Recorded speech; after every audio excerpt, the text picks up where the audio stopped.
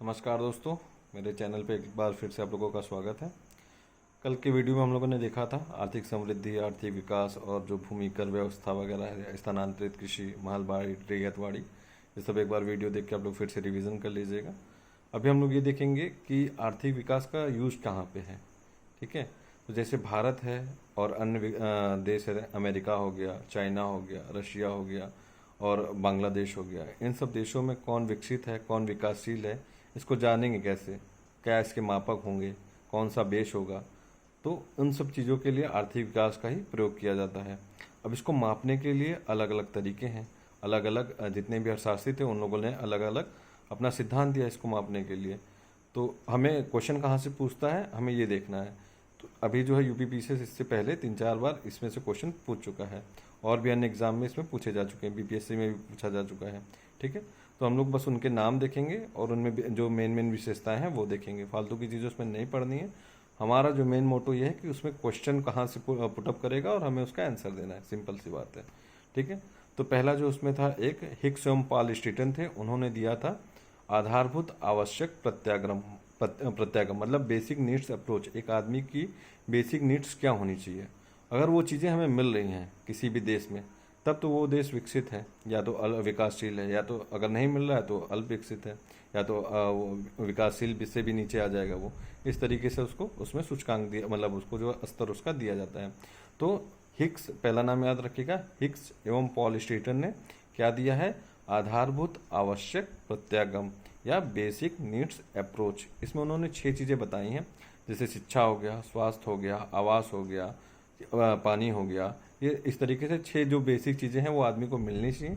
अगर ये चीज़ें नहीं मिल रही हैं तो उस देश में जो है विकास का स्तर काफ़ी लो है। ठीक है, तो पहला आर्थिक विकास को मापने का क्या तरीका दिया गया है, हिक्स एवं पॉल स्टीटन द्वारा, आधारभूत आवश्यक प्रत्यागम या बेसिक नीड्स अप्रोच। पहला क्वेश्चन बस हमें यही पूछेगा कि आधारभूत आवश्यक प्रत्यागम किसने दिया है, तो हमारा आंसर रहेगा हिक्स एवं पॉल स्टीटन। ठीक है, दूसरा है जीवन का भौतिक गुणवत्ता सूचकांक। इसको किसने दिया है, इसको मॉरिस डी मॉरिस ने दिया है।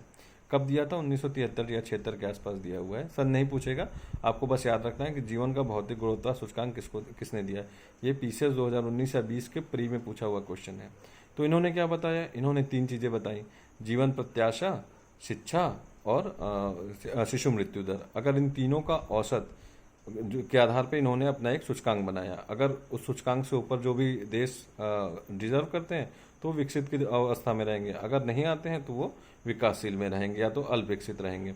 ठीक है, तो जीवन का भौतिक गुणवत्ता सूचकांक किसने दिया है, मॉरिस डी मॉरिस ने। और इन्होंने कौन कौन से अपना जो मापक थे यूज किए हैं, एक शिक्षा, दूसरा आपका शिशु मृत्यु दर, तीसरा जीवन प्रत्याशा। मतलब जीवन प्रत्याशा मतलब क्या हो गया कि अगर जैसे कोई देश है वहाँ पे लोगों के पास स्वास्थ्य सुविधाएं नहीं है, तो अपनी उम्र जो है उनकी 60 या 70 वर्ष न जीने से पहले ही उनकी डेथ हो जा रही है। शिशु मृत्यु दर क्या हो गया कि अभी अगर उनको स्वास्थ्य सुविधाएं नहीं मिल पा रही हैं तो जो बच्चे जन्म ले रहे हैं या तो अल्प पोषित होने की वजह से मर जा रहे हैं, कुपोषित होने की वजह से मर जा रहे हैं, या स्वास्थ्य सुविधाएं नहीं मिल पा रही इस वजह से मर जा रहे हैं।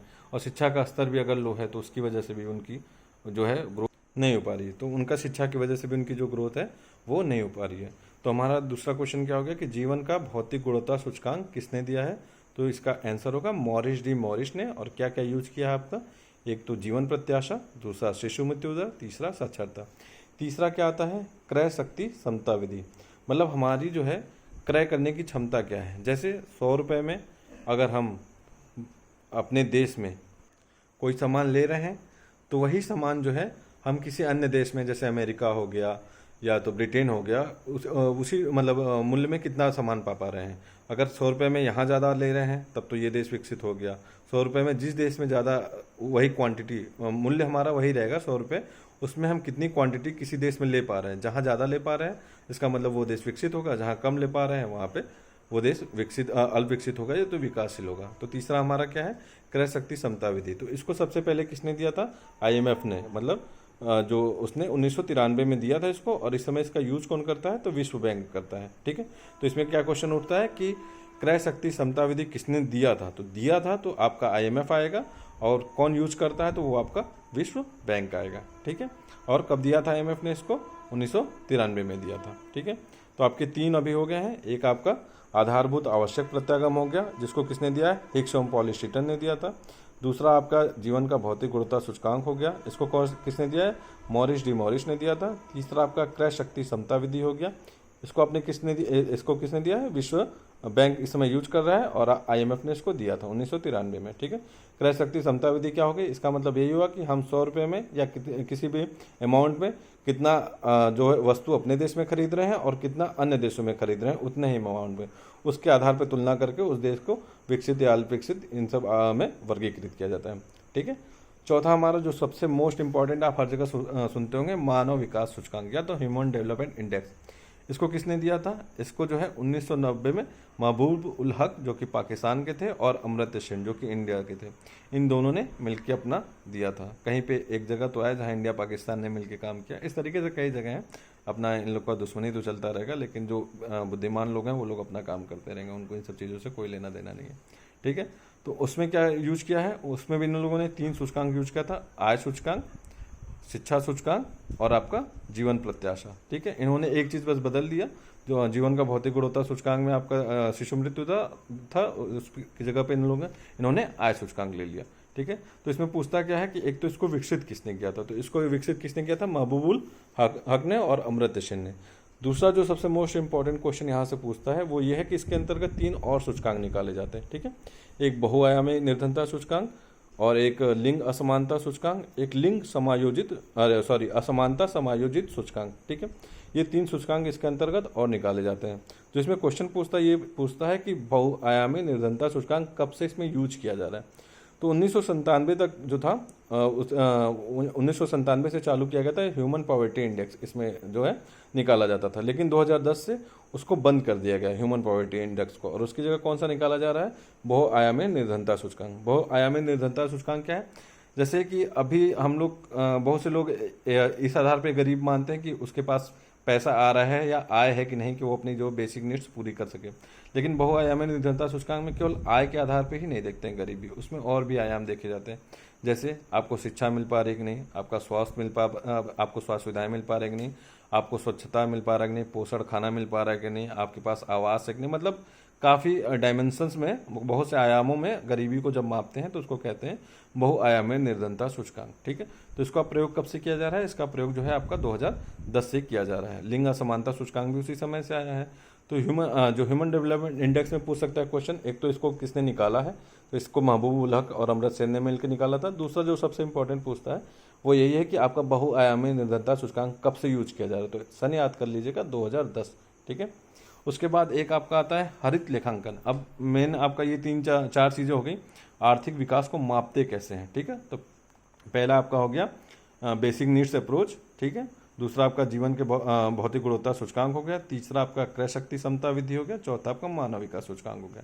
इसे बेसिक जितने भी क्वेश्चन थे वो सारे मैंने बता दिए, इसके अलावा इससे कहीं से भी कुछ नहीं पूछेगा, आप देख लीजिएगा। और पूछ सकता है रैंक वगैरह पूछेगा तो वो करंट अफेयर का क्वेश्चन है, वो आपको तैयार कर लेना है, उसमें कोई आपको ऐसा कुछ है नहीं। ठीक है, एक आता है हरित लेखांकन।